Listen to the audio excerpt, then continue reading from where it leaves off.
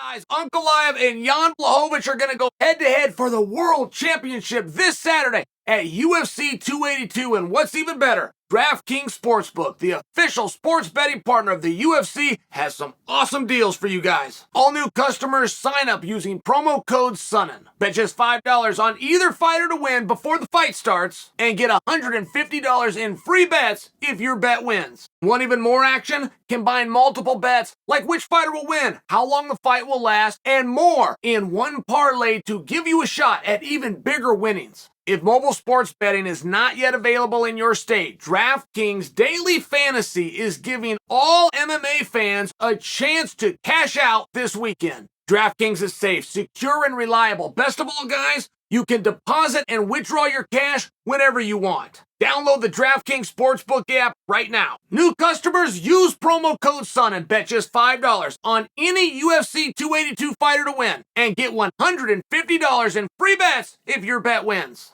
That's promo code SON and only at DraftKings Sportsbook, the official sports betting partner of UFC. Chael du Plessis is still scheduled. All right, now, I told you guys there was no way that this fight was going to go on. And just to back that up, one time in my life I came out and predicted a fight wasn't going to happen. It was Rumble Johnson, rest his soul, versus Jon Jones. And that turned out to be canceled. And people are, Chael was Kreskin. But if I was to give you an analysis of why I made that statement, which turned out to be so accurate, if I was to give you an analysis of why I gave that in the first place, it was just a gut feeling. I had no news. I didn't think that match would take place. And there has been matches that are like so great that they're also almost unbelievable. I've only predicted they wouldn't happen twice ever, with Till and du Plessis being the second one. I remember when Vitor Belfort versus Randy Couture was announced, that match isn't going to happen. That's so good, that isn't going to happen. This is before Zuffa, by the way. This is before Dana White's emergence. Well, this would have been in the 90s. I was in college. I came home from college to watch that match. It must have been around 97. I think I was the exact year. 97, could have been early 98. How's that for a memory? But that match was so hot, I just couldn't imagine what happened. Oh, and then by the way, guess what? It almost didn't. Vitor did not leave the locker room. Big John McCarthy had to leave the cage and go out of the arena. The locker room was a trailer back then, like a motorhome. And get Vitor, return to the cage. Oh, by the way, John had to go and do it again. So I was close. I was very close that something is going to stop this fight. Great.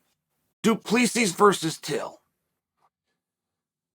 There's a number of things that a fighter doesn't want. There's a number of mountains that no matter how many mountains the fighter has climbed, he's not going to get over that one. I used to keep track of this. I used to worry about my own mental toughness. I grew up in a sport of wrestling where we heard about mental toughness every single day of my life. But nobody ever told me that I was. Nobody ever said, Chael, you are mental tough. Guys, be like Chael. It was never like that. I was one of the guys that was being preached to every single day. So I thought that I did not have it. I knew it was something that I really wanted. And there was stresses that were enormous in MMA. Stresses to the point of fear. Being in a locker room, knowing you're about to go upstairs, a whole bunch of people, right? Crowd sold out. I wasn't used to that in wrestling.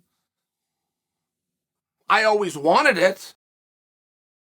But it's the old adage, be careful what you ask for, you just might get it. Now I got it. I got to walk upstairs and do this. Oh, by the way, a wrestling match was 7 minutes. I had a really hard time finishing that. I had a really difficult time with all the training I did and all the years that I did it, finishing a 7 hard-minute wrestling match. This thing's scheduled for 15. This guy's not trying to score points on me. He's trying to hurt me. So there's stresses that go into this, that each time it's done, there was never within me an excitement of winning. There was a relief of not blowing it. There was a relief of not sailing it in at some point, which is a very common thing to do in sport. You will have athletes break. What's unique in this sport is if you break, you do not come back that night. Other athletes will break, they'll call timeout, they'll go out. They're on the verge of breaking, it's halftime, head to the locker room, come back, 30 minutes later, there's just some built-in things in some other sports where you have an opportunity to regroup that you do not have in this one. And when I began to overcome a lot of these obstacles, I started to write them down. I started to write them down as something I could look back on so that if I was ever confronted with that same thing again, I knew I had the mental toughness I could overcome it, because I already have, and here it is. And each match provided something new. So my pursuit and my search of having the mental toughness to overcome any situation never got fulfilled, because each match would offer something new. Now, I do not believe that Darren Till does not have the potential to be a world champion. I think his skills are outstanding. There is a mental side to this that he is still working through, and he's working through right in front of everybody's eyes. From starting out being the brash trash talker with no apology to giving the same kind of trash talk and then winking to the audience and smiling. I've been there and I've done that. I understand why you do those things. I understand the pressure that it puts on you when you talk trash about someone with a straight face. And I also understand the way it alleviates a bit of that pressure if you smile and give them an elbow. I don't think that Darren Till has a problem in ground fighting. And every time you've seen Darren Till in big trouble, it's in ground fighting. I think that Darren has been put in some really big spots where he's expected to solve that problem and many other problems that come at him in a cage in front of the world against a trained killer for 25 minutes. And that affects guys in different ways. This has always been my contention on Darren Till. Darren Till finally came out and said that that's exactly what it was. He told the UFC, no more main events. Put me anywhere you want. Put me with anybody you want. I don't want to be in that atmosphere right now for 25 minutes. I want to hang in, grit, strategize, and battle it out in a 15-minute time frame. Now, very dangerous statement, right? And if you're in a promotion that only wants champions and or contenders, and you're attempting to prove that you are the quality of a champion and or contender, and you say, don't put me in a championship situation, but you know what? It was honest by Till, and they listened, and they did it, and they put him in a spot with du Plessis. Now, when I talk about a guy who will overcome and who is mentally tough, but there's always something out there. There's something new, and there's some challenge. One big thing that a top draw, a top name notoriety fighter does not want is a really hard match against a guy who doesn't have equal notoriety.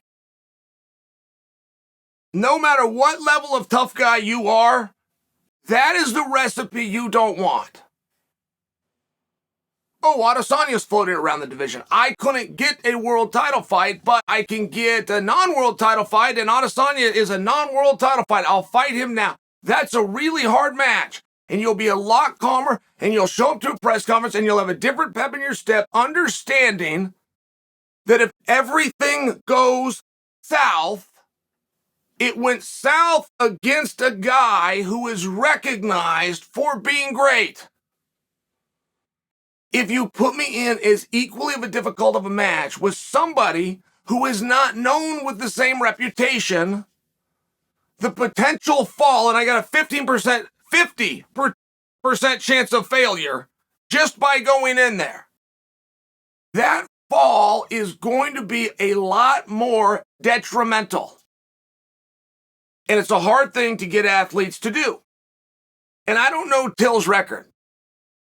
I knew that he won some and he lost some, and that's what it feels like to me. Like, I remember some big wins by Till. I remember him getting in there and going fighting for the world championship. I happened to be there live, taking on T-Wood. I remember Till coming out on no notice to New York City, changed weight classes. He's completely jet-lagged and beat KG, who was the number one contender at the time. Like, I remember these good moments by Till, but I've had other people correct me and say he's lost 4 fights in a row.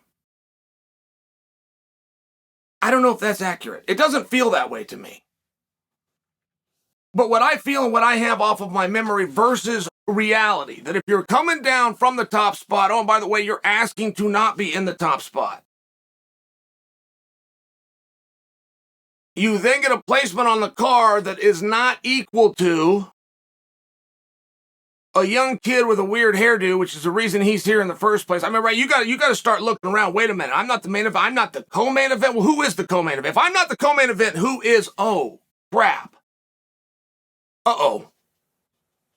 All right, we have to win this fight. That's a lot to put on anybody. We have to win the fight. It doesn't work that way. We have to follow a strategy. We have to prepare. We have to be on weight. We have to get enough sleep. There's some things that you can say that you have to do. But if you go into a contest and you're worried about the outcome, forgetting most important thing is the performance. If you ever go out there thinking about the outcome as opposed to here are the things that I am committed to doing so that I perform well, you're going to have a problem. And if you're a former main eventer or a former number one contender and you're taking a guy named Du Plessis, I'm an insider. I watch this sport really close. I know who Du Plessis is. And I know he's really good. But I know he doesn't have the notoriety of a former main eventer or a title challenger like Darren Till. And it's some of those things, no matter how tough a guy is and no matter what he's overcome, there's certain threats that you can put in front of him that tough guy will find a way not to do it. It's not what Till did here. It's not what he did. Fight's only a couple of days away. Something to look forward to. It's a more appropriate atmosphere. We don't want the main event. It's a risky thing to say, I don't want the main event. Really risky thing. But he did it for good reason because he wants to compete in a 15-minute atmosphere, and that's what he's going to do. And there's going to be a lot of pressure off him. And when I tell you that Darren Till is good enough to be the world champion, I think you're going to see that in this fight. I'm not ready to give you a prediction. Du Plessis is really good, not quite as well known. But I'm paying this off. I'm coming full circle, telling you why I laid my position out in the first place. And I'm telling you that in a number of hours, looks like I'm going to be wrong.